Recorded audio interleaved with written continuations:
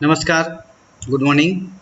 આજે આપણે ધોરણ 11 ભૂગોળ વિષયનો અભ્યાસ કરીશું, જેમાં પ્રકરણ પહેલું ભૂગોળ એક વિષય તરીકે તેનો આપણે અભ્યાસ કરવાનો છે અને સમજવાનું છે. તો સૌપ્રથમ આપણે જોઈએ ભૂગોળ શું છે.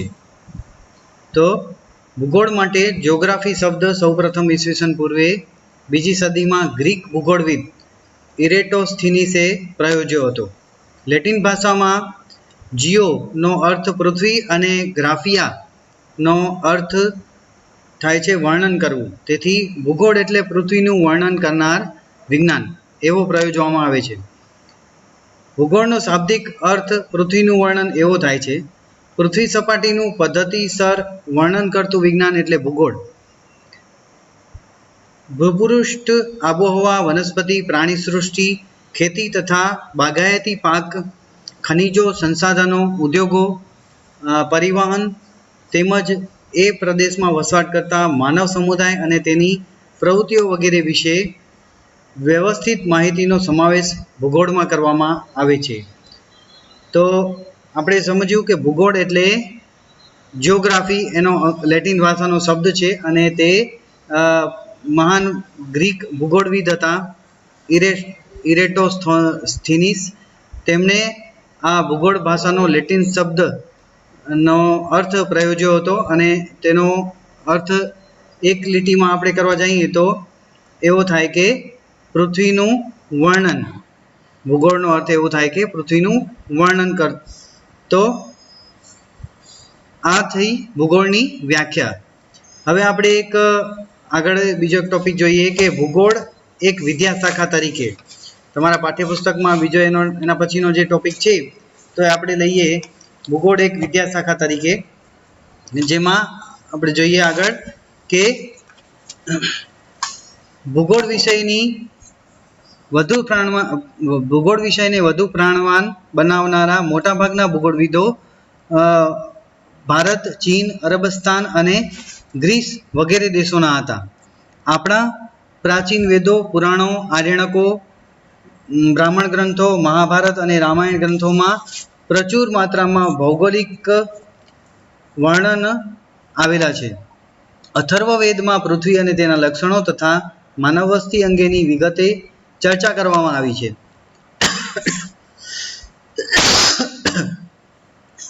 ઈસવીસન પૂર્વેની બીજી સદીમાં ઇરેટોસ્થિનીસે પૃથ્વીનો પરિઘ માપવાનો પ્રયત્ન કર્યો હતો.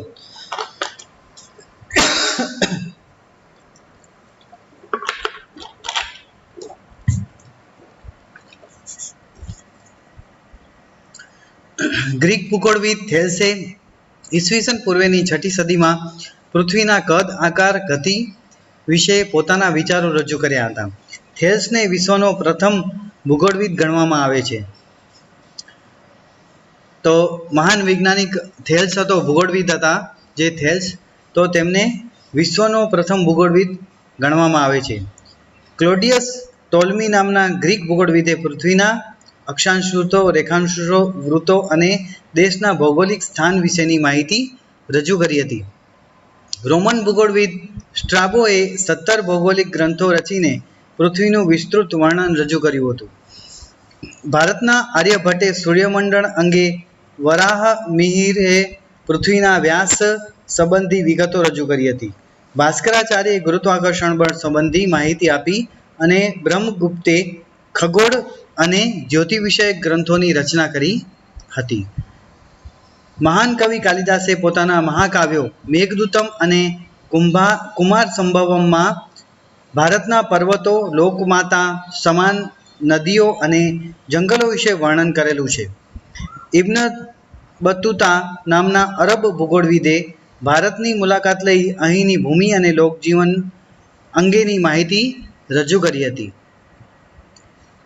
તો આ થયું આપણું ભૂગોળનું એક વિદ્યાશાખા તરીકે કે જે મહાન ભૂગોળવિદ થઈ ગયા તેમણે તેના ક્ષેત્રમાં અલગ અલગ રીતે અભ્યાસ કર્યો અને એની માહિતી એ લોકોએ રજૂ કરી. જર્મનીના એવી હમ્બોલ્ટ, કાર્લ લિટર, ઇમેન્યુઅલ કાન્ટ અને ફ્રેડરિક રેટઝેલ વગેરેના મહાન ભૂગોળવેતાઓએ ભૂગોળના વિષયવસ્તુ અંગે વિચારો પ્રસ્થાપિત કર્યા. આધુનિક ભૂગોળનું સ્વરૂપ યુરોપ ખંડમાં તૈયાર થયું, જેમાં પ્રાકૃતિક તત્વોને પ્રાધાન્ય અપાયું. 20મી સદીના પૃથ્વીના ભૂપૃષ્ઠનો અભ્યાસ પદ્ધતિસર તથા ક્ષેત્રીય પ્રાદેશિક એવા બે દ્રષ્ટિકોણથી થવા લાગ્યો. 1950 સુધીમાં માનવીને સમજાઈ ગયું કે ભૂગોળ પરના પ્રાકૃતિક સંસાધનો એ સજીવ સૃષ્ટિનો સંપૂર્ણ આધાર છે.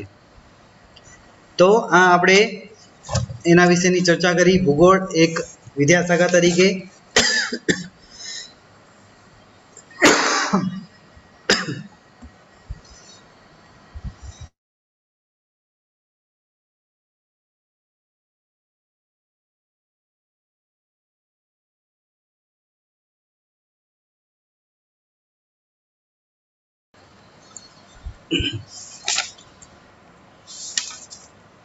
આગળ આપણે બીજો એક ટોપિક જોઈએ, જેમાં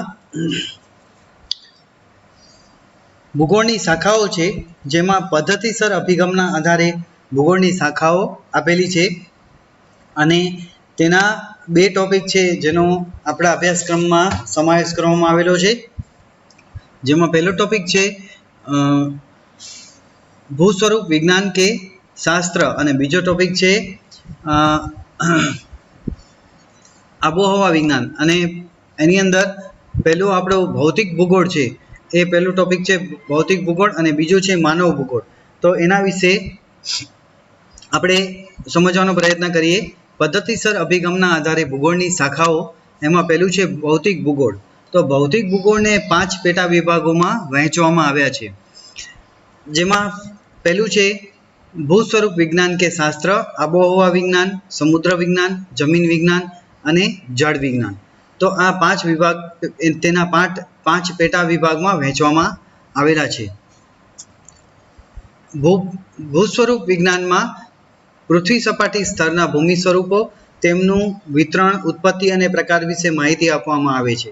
આબોહવા વિજ્ઞાનમાં વાતાવરણના સ્તરો, ઋતુઓ, આબોહવાના ઘટકો અને તત્વો જેવા કે તાપમાન, હવાનું દબાણ, પવનો, વૃષ્ટિ, વાદળો,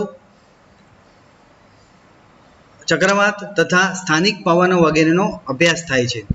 સમુદ્ર વિજ્ઞાન મહાસાગરોની ઉત્પત્તિ, ભરતી ઓટ, મહાસાગરોની ઊંડાઈ, તેના સ્થાન, મહાસાગરોના પ્રવાહો, સમુદ્ર તળનું ભૂપૃષ્ઠ, સમુદ્ર જળની ક્ષારતા ઉપરાંત મહાસાગરોની માનવ જીવન પર અસરોના અભ્યાસ કરે છે. જળ વિજ્ઞાનમાં જમીનના પ્રકાર, નિર્માણ, વિતરણ, તેના લક્ષણો અને તેની ઉપયોગિતાનો અભ્યાસ કરે છે. જળ વિજ્ઞાન મહાસાગરો, સમુદ્રો, નદીઓ, સરોવરો, હિમ નદીઓ વગેરે જળરાશિ ભૂમિકાનો અભ્યાસ કરે છે.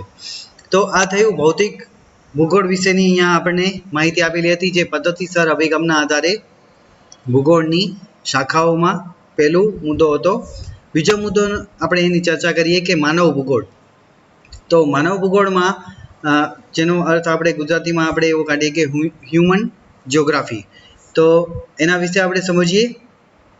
પ્રકૃતિ અને માનવીના પરસ્પરના સંબંધોના કારણે ગામડા, કસ્બા, શહેરો, દેશ, કારખાના, સડકો, રેલમાર્ગ, રહેઠાણો વગેરેના સાંસ્કૃતિક લક્ષણો કે વિશેષતાઓ તથા તેમના વિતરણનો અભ્યાસ માનવ ભૂગોળમાં થાય છે. તો આ બધાનો અભ્યાસ છે એ આપણે માનવ ભૂગોળમાં કરી શકીએ છીએ, જેમાં પરસ્પરના સંબંધોના કારણે ગામડા છે, કસ્બા છે, શહેરો છે, દેશ, કારખાના, સડકો, રેલમાર્ગ,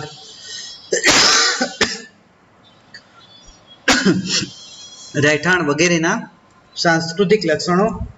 તો આ બધાનો અભ્યાસ છે આપણે માનવ ભૂગોળમાં કરી શકીએ છીએ. આગળ જોઈએ તો સાંસ્કૃતિક ભૂગોળ, સામાજિક ભૂગોળ, વસ્તી વિષયક ભૂગોળ, ગ્રામીણ ભૂગોળ, શહેરી ભૂગોળ, આર્થિક ભૂગોળ, ઔદ્યોગિક ભૂગોળ, કૃષિ ભૂગોળ, વ્યાપાર અને પરિવહન ભૂગોળ અને રાજકીય ભૂગોળ વગેરે માનવ ભૂગોળની મુખ્ય વિષય શાખાઓ છે. તો આ બધી પણ માનવ ભૂગોળની અંદર એનો સમાવેશ કરવામાં આવેલો છે અને આ બધી જ તેની શાખાઓ આવેલી છે. માનવ વિકાસને આડે આવતા ભૌગોલિક પરિબળો અને ભૌગોલિક સમસ્યાઓ સમજાવે છે. તેના ઉપાયો વિશે ચર્ચા કરે છે. વિડાલ ધ લા બ્લાસના મતાનુસાર માનવ ભૂગોળમાં પૃથ્વીને નિયંત્રણ કરનારા ભૌતિક નિયમો તથા પૃથ્વી પર વિકાસ કરનાર સજીવોના પારસ્પરિક સંબંધોનું સંયુક્ત જ્ઞાન સમાવિષ્ટ છે. પ્રવૃત્તિશીલ માનવ અને ગતિમાન પૃથ્વીના પારસ્પરિક બદલાતા સંબંધોનું અધ્યયન એટલે માનવ ભૂગોળ, જે એલન સેમ્પલના મતાનુસાર એવી વ્યાખ્યા પ્રયોજવામાં આવેલી છે. તો આ થઈ પદ્ધતિસર અભિગમના આધારે ભૂગોળની શાખાઓમાં આપણને આની અંદર બે મુદ્દાઓનો સમાવેશ કરવામાં આવેલો હતો, જેમાં ભૌતિક ભૂગોળ અને માનવ ભૂગોળ. આ બે મુદ્દાઓ વિશે આપણે ચર્ચા કરી અને એની સમજ મેળવી. હવે આગળ આપણે જોઈએ તો ભૂગોળનું મહત્વ, કે ભૂગોળનું મહત્વ કઈ રીતે છે આપણા જીવનમાં. ભૂગોળનું મહત્વ કઈ કઈ બાબતોને આધારે વર્ણવેલું છે તેનો અભ્યાસ આપણે કરીએ. તો વ્યક્તિ નિર્માણ માટે અથવા માનવીના સશક્તિકરણ માટે ભૂગોળનો અભ્યાસ અનિવાર્ય છે. ખેતી, વ્યાપાર, પરિવહન, ઉદ્યોગોની સ્થાપના માટે અને તેના વિકાસનો ખ્યાલ મેળવવા ભૂગોળનું જ્ઞાન ખૂબ જ મહત્વનું છે. માનવ જીવનમાં વિવિધ પાસાને સમજવામાં, માનવ સમાજના સાંસ્કૃતિક વારસાનું પૃથ્થકરણ કરવા, ઐતિહાસિક ઘટનાઓને સમજવા અને વર્તમાન વૈશ્વિક સમસ્યાઓ હલ કરવા ભૂગોળ પાયાનું જ્ઞાન પૂરું પાડે છે. તો આ થઈ એ શરૂઆતનો આપણે પેરેગ્રાફ સમજ્યા. હવે આગળ જોઈએ તો વ્યક્તિમાં આંતરરાષ્ટ્રીય સમજ વિકસે, વિશ્વ બંધુત્વની ભાવના કેળવાય, રાષ્ટ્ર માટે પ્રેમ પ્રગટે, રાષ્ટ્રીય ગુણો વિકસે વગેરે મૂલ્યોના સંવર્ધન અને વિકાસ માટે ભૂગોળ મહત્વની ભૂમિકા ભજવે છે. તો એક વ્યક્તિમાં છે એ ભૂગોળ વિષય તરીકે આપણે એને સમજવાનો પ્રયત્ન કરીએ તો આંતરરાષ્ટ્રીય સમજનો વિકાસ થાય અને વિશ્વ બંધુત્વની ભાવના કેળવાય, રાષ્ટ્ર પ્રત્યે પ્રેમ પ્રગટે, રાષ્ટ્રીય ગુણોનો વિકાસ થાય, મૂલ્યોનું સંવર્ધન અને વિકાસ માટે એક ભૂગોળ છે એ ખૂબ જ મહત્વનો એક ભાગ છે અને તેની એ આ ભૂમિકા છે. રાષ્ટ્રીય અને આંતરરાષ્ટ્રીય સમસ્યા ઉકેલવી હોય તો ભૂગોળનું જ્ઞાન અનિવાર્ય છે. તો એના માટે પણ ભૂગોળનું આ મહત્વ છે કે રાષ્ટ્રીય કોઈ સમસ્યા હોય, આંતરરાષ્ટ્રીય સમસ્યા હોય તો એના માટે પણ આપણે ભૂગોળનું જ્ઞાન હોવું જરૂરી છે. બરાબર. તો એનું મહત્વ પણ એટલું, ભૂગોળનું મહત્વ એટલા માટે કરીને અહીંયા આપેલું છે. પ્રત્યેક વિષયના અધ્યયન પાછળ કેટલાક લક્ષ્ય અને ઉદ્દેશ્ય હોય છે. ભૂગોળ એક ગત્યાત્મક એટલે કે ડાયનેમિક વિષય છે.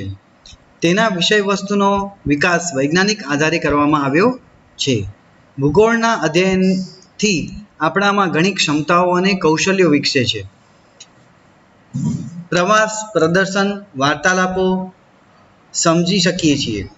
તો આ બધું આપણે સમજી શકીએ કે આપણે પ્રવાસ કરતા હોઈએ, કોઈ પ્રદર્શન કરેલું હોય તો એ વાર્તાલાપો કોઈ આપણે કરતા હોઈએ ગ્રુપમાં, તો આ બધાને આપણે જો ભૂગોળનો વિષય હોય આપણી પાસે, એનું મહત્વ હોય, એને આપણે અભ્યાસ કર્યો હોય તો આ બધાને આપણે સારી રીતે સમજી શકીએ. કોઈ જગ્યાએ એક જગ્યાએથી બીજી જગ્યાએ જતા હોય ત્યારે આપણે ભૂગોળનું જ્ઞાન હોય તો એના વિશે આપણે જાણતા હોય તો એક સારી રીતે એનો અભ્યાસ કર્યો હોય તો આપણે એને મહત્વને સમજી શકીએ કે ભૂગોળનું મહત્વ શું છે આપણા જીવનમાં. આગળ જોઈએ આપણે તો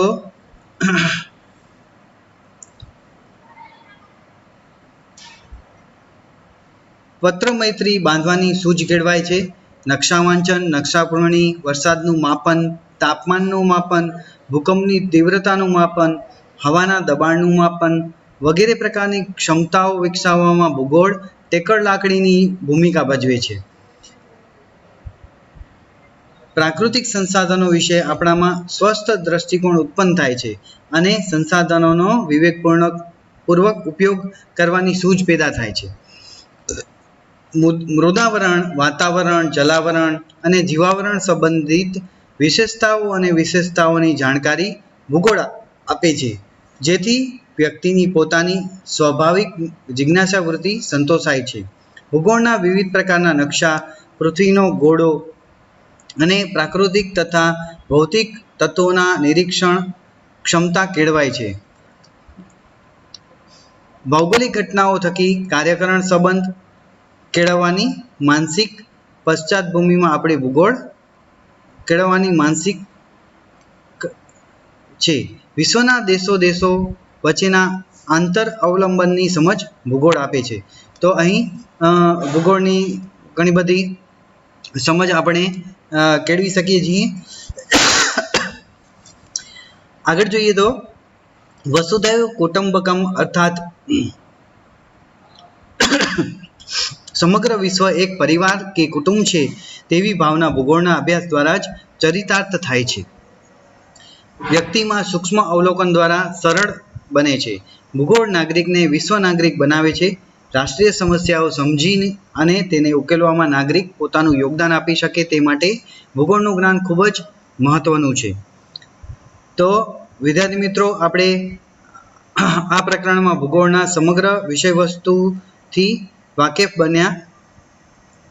આગળના હવે પછીના આપણે પ્રકરણમાં ભૂગોળનું ક્રમશઃ શીખવાના છીએ, ત્યારે આપણે ભૂગોળ વિશે વધુ સમજ છે એ કેળવવી જોઈએ અને તેનું મહત્ત્વ પણ આપણે સમજવું જોઈએ. તો આપણે આ પ્રકરણમાં ભૂગોળ વિશેનો અર્થ સમજ્યા, પછી ભૂગોળ એક વિદ્યાશાખા તરીકે એ પણ સમજ્યા, અને ત્યારબાદ પદ્ધતિસર અભિગમના આધારે ભૂગોળની શાખાઓ, જેમાં આપણે બે શાખાઓ વિશેની સમજ મેળવી, જેમાં એક હતું ભૌતિક ભૂગોળ અને બીજું હતું માનવ ભૂગોળ. અને ત્યારબાદ આપણે ભૂગોળનું મહત્ત્વ આપણા જીવનમાં શું છે તો એના વિશે પણ આપણે માહિતી મેળવી. આશા છે તમને બધાને સમજ આવી હશે. જો હવે પછીના પ્રકરણમાં આપણે આગળ બીજો પ્રકરણ 2 નો અભ્યાસ કરીશું નેક્સ્ટ ક્લાસમાં. પ્રકરણ 2 છે પૃથ્વીનો ઉદ્ભવ અને ઉત્ક્રાંતિ. તો આપણે એના વિશે નેક્સ્ટ ક્લાસમાં અભ્યાસ કરીશું.